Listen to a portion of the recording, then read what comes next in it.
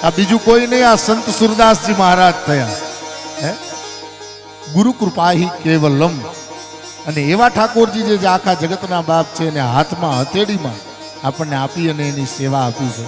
ત્યારે એકવાર પ્રેમથી બોલીએ વલ્લભાધીશ કી। આવો ફરીને સત્સંગમાં પ્રવેશ કરીએ।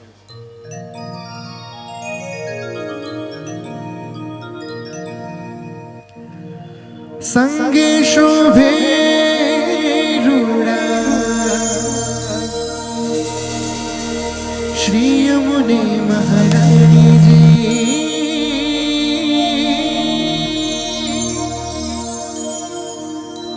संगे शोभे रूड़ा श्री यमुने महारानी जी। आंगन उत्सव बनी आवो श्रीनाथ जी। आंगण उत्सव बनी आवो श्रीनाथ जी। आंगण उत्सव बनी आवो श्रीनाथ जी। आंगण उत्सव बनी आवो श्रीनाथ जी। आवो श्रीनाथ जी, आवो रे श्रीनाथ जी।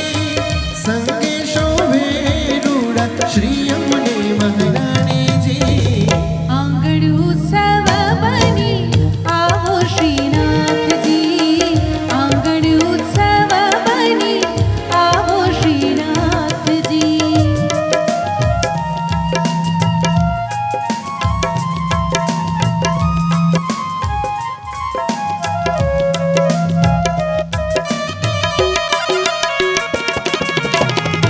हाँ ताली